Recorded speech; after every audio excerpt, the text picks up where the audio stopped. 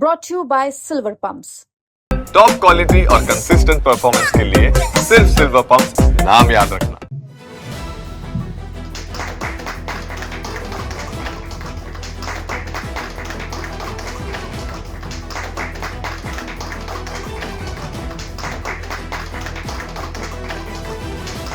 नमस्कार, मैं हूं राम किंकर, हाजिर हूं एमसीडी की राम कहानी को लेकर। जैसा मैंने आपको पहले ही बताया था कि अभी सीएम का चेहरा तक तय नहीं हुआ है, शपथ की डेट तो दूर की बात है, बावजूद इसके आम आदमी पार्टी के पार्षदों में भगदड़ मचना शुरू हो गई है। और मैंने आपको पहले ही बताया था कि जिस तरह से बदले हुआ सियासी समीकरण है, आम आदमी पार्टी को इस विधानसभा चुनाव में सिर्फ 22 सीटें मिली हैं और बीजेपी को बहुमत से भी ज़्यादा 48 सीटें मिली हैं। उसका अर्थ ये हुआ कि दरअसल आम आदमी पार्टी के वो पार्षद जो लगातार कई दिनों से सोच रहे थे कि अब आगे वो क्या करेंगे, और एक तरह से उन्हें घुटन महसूस हो रही थी आम आदमी पार्टी में रह करके, खासकर एमसीडी में शासन को लेकर के। अब उन्होंने धीरे धीरे ही सही अपना सियासी भविष्य सोचते हुए फैसला लेना शुरू कर दिया है। आज अगर मैं खास तौर पर बताऊं तो तकरीबन 3 पार्षदों ने ज्वाइन कर लिया है बीजेपी को। आम आदमी पार्टी के 3 पार्षद जिन्होंने आज बीजेपी को ज्वाइन किया है वो हैं धर्मवीर आरके पुरम से निगम पार्षद हैं, निखिल चपराना वार्ड 152 से हैं और एंड्रूजगंज से निगम पार्षद अनीता बसोया हैं। यानी इन 3 पार्षदों के शामिल होने से आम आदमी पार्टी का जो नंबर है वह सदन में घट गया है, 3 कम हो गया है। अब उसकी संख्या घटकर 109 हो गई है। आप याद रखिए कि 109 नंबर तब है जब आम आदमी पार्टी शासित दिल्ली नगर निगम में 134 सीटें लाई हुई थी। सोचिए 2022 में जो आम आदमी पार्टी 134 सीटें लाती है, आज निगम में उसका नंबर घट करके 109 हो जाता है। तो साफ तौर पर सियासी तौर पर, संगठनिक तौर पर, रणनीतिक तौर पर आम आदमी पार्टी कहीं ना कहीं बीजेपी से पूरी तरह से पीछे है।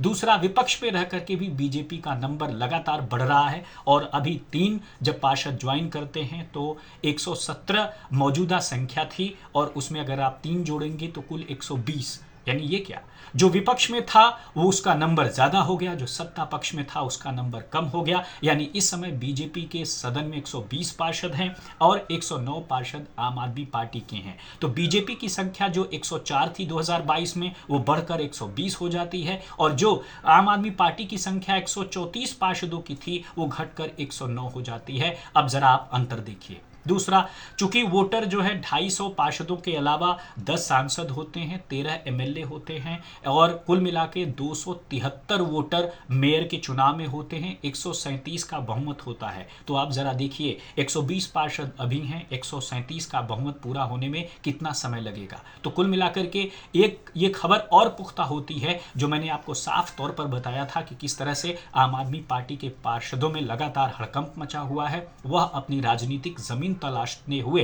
अब बीजेपी का रुख कर रहे हैं। तो कुल मिलाकर के सीएम की शपथ नहीं हुई, विधानसभा का गठन नहीं हुआ, उससे पहले ही बीजेपी म्युनिसिपल कॉरपोरेशन में ट्रिपल इंजन की सरकार बनाने जा रही है। और मैंने आपको बताया था कि मेयर का चुनाव तो अप्रैल में होता है, उसके बाद स्टैंडिंग कमेटी का चुनाव होता है। स्टैंडिंग कमेटी में बीजेपी को बहुमत है ही, आम आदमी पार्टी हालांकि दूसरे नंबर पे है। ये मामला कोर्ट में लंबित है और अगर बीजेपी का बहुमत का जो आंकड़ा अगर कोर्ट उसी तरह से सस्टेन रखता है तो सबसे पावरफुल कमेटी स्टैंडिंग कमेटी में बीजेपी का शासन होगा। स्टैंडिंग कमेटी का चेयरमैन, डिप्टी चेयरमैन उसका होगा और साथ ही साथ अब बीजेपी का मेयर भी बनता हुआ दिख रहा है अभी तक के आंकड़ों की अगर मैं बात करूं। इससे पहले विधानसभा के दौरान आपने देखा था कि किस तरह से दुर्गेश पाठक को मात देते हुए, उन्हें झटका देते हुए उन्हीं के निगम पार्षद आरती चावला ने बीजेपी ज्वाइन कर लिया और पिछले 2 महीने के दौरान तकरीबन 5 पार्षदों ने बीजेपी का दामन थामा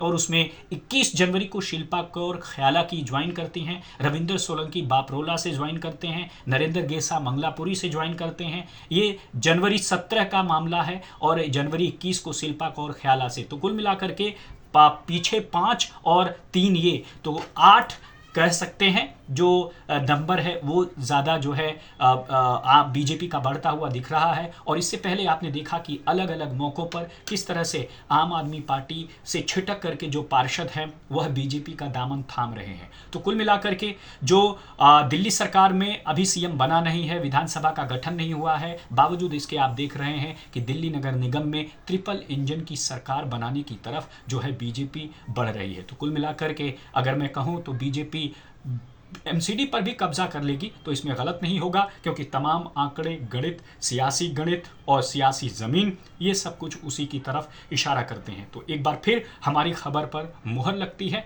और ख़ुद नेता सदन मुकेश गोयल ने हमसे बातचीत के दौरान ये ख़ास तौर पर माना था कि वाकई कुछ पार्षद ऐसा हैं जो आने वाले दिनों में बीजेपी का रुख कर सकते हैं। और मैंने जाते जाते ही आपको नाम याद आ गया, रामचंद्र बवाना से पार्षद वो ज्वाइन कर लेते हैं बीजेपी को। खासकर 13 फरवरी को जब एमसीडी की सदन की बैठक होती है और बजट पास किया जाता है करीब 17,000 करोड़ का, तब विपक्ष में बैठे हुए सत्ताधारी बवाना के आम आदमी पार्टी के पार्षद रामचंद्र विपक्ष में बैठे हुए दिखाई दिए। रामचंद्र 5 पहले और अब 3, ये 5, 3, 8, 1, 9, तो कुल मिलाकर के 9 और 10 के करीब जो पार्षद हैं वह आम आदमी पार्टी छोड़कर बीजेपी ज्वाइन कर चुके हैं। लेकिन एक ख़ास बात और आपको बता दूं, बहुत से ऐसे भी पार्षद हैं जो आने वाले वक्त में आम आदमी पार्टी को छोड़कर बीजेपी शामिल करने वाले हैं।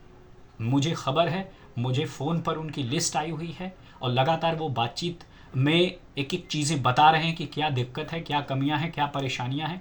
लेकिन जब तक आधिकारिक नहीं होता है कुछ भी कहना गलत है और मुझे लगता है चर्चा भी नहीं करनी चाहिए, क्योंकि सियासत में कभी कुछ तुरंत नहीं होता है और क्या पता आगे मन बदल जाए। तो देखते हैं आगे क्या होता है। लेकिन एक एक पल पल की अपडेट आपको दिल्ली नगर निगम की इसी एमसीडी की राम कहानी में मिलेगी। तो साफ तौर पर मुझे दीजिए इजाज़त, फिर हाजिर होंगे नए मुद्दे के साथ। तब तक के लिए धन्यवाद।